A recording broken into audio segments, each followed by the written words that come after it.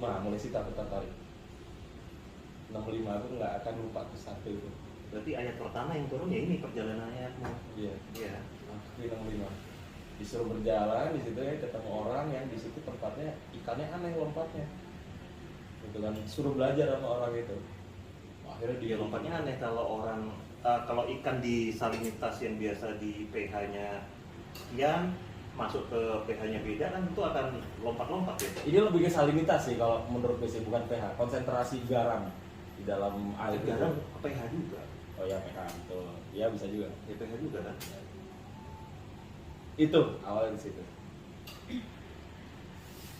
Dan itu adalah cara yang selama ini aku pelajari gitu. Aku kan sekolah formal gitu ya, misalnya suruh berangkat sekolah, terus di situ ada penelitian-penelitian, apalagi terakhir kuliah di ITB. Kaget awalnya, jadi sedikit flashback waktu aku kuliah di ITB itu, kalau sekolah sampai SMA, oke, contoh yang di sekitar kita selalu gitu gurunya ngomong. Once aku masuk ITB, contohnya tiba-tiba ada di Swiss, tiba-tiba ada di Yunani, tiba-tiba ada di Kanada, tiba-tiba ada di Brazil gitu. Yang dicontoh itu jurnal. Gila, diajak mikir. Dan ternyata aku tenggelam dengan pola pikir saintifik itu, Mas. Nah, itu aku terapkan di 65 itu. Al-Kahfi namanya. Makasih alhamdulillah. Nyambung. Ya reliefnya sampai sekarang ada kok. Berarti kan real pada saat itu ya, dokumentasi kejadiannya ya itu reliefnya kan masih ada di Gilmun, sisa-sisa peninggalan Gilmun. Dan tergantung artisnya juga ya, yang makam itu tergantung kameranya kan. Ya, Ada beberapa artis yang penggambar tapi sebenarnya sama ya. overall ya namanya juga mengukir kan banyak errornya di situ. Kalau kamera jelas-jelas dia mengabadikan dalam bentuk gambar, ya itu gitu. Kalau mengukir relief itu kan udah satu, ingatan orangnya, kedua mungkin matanya ya yang ngelihat, kemudian ingatannya, kemudian skill dia ngukir batunya, kemudian keempat baru apakah cuaca, apakah macam-macam yang bisa merubah gambar. Terus nyambung juga sama Gilgamesh.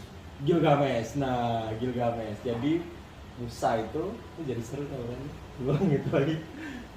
Gilgamesh itu di peradaban Mesopotamia kuno, yaitu Gilmun itu dulu.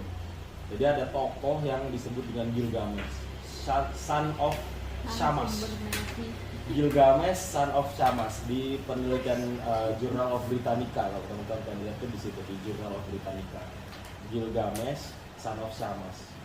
Kita sama-sama blank tuh Shamash itu apa. Tapi oke, let's find out Gilgamesh itu bentuknya seperti apa. Oh ternyata ada animasinya zaman sekarang.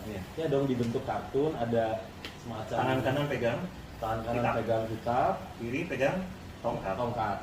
Itu Gilgamesh ya. Dan itu mirip dengan yang ada di relief. Tangan kiri megang Tongkat. naga.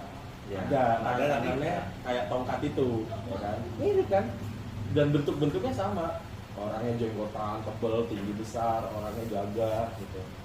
Dan di situ di 65 atau di ayat-ayat yang lain yang terkait Musa, ya Musa digambarkannya seperti itu.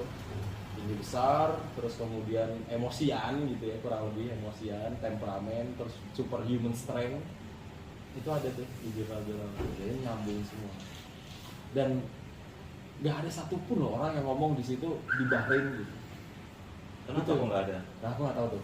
Sampai sekarang aku sebenarnya kalau sampai waktu itu sempat bahas ya, karena orang ngertiin katanya tuh plain begitu aja. Jadi kayak orang pakai kamus, ya kan? Kalau native speaker ngomong bahasa Inggris gitu dengan kita yang mentranslate kan pasti berbeda. Kalau mentranslate itu kan dengan berkatanya apa, artinya apa, udah simpel itu. Kalau native berbicara itu dia ada maknanya di situ, nah makna yang nggak digali. Sampai akhirnya kita ketemu Bahrain, kita sambungin ke Gilmun, ada Gilgamesh. Nah, aku mes pertama kali di situ banget.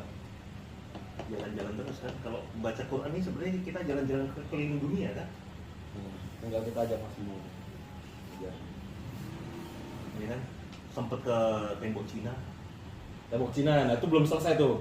Jadi apa ya, panjang kan nguliknya. Aku bayangin loh, satu ayat doang kita nguliknya itu berjam-jam dan mikir keras ya. Aku yakin sama ini baru pulang operasi kayak gitu masih capek, tapi karena ngajak ngobrol ngadenin terus.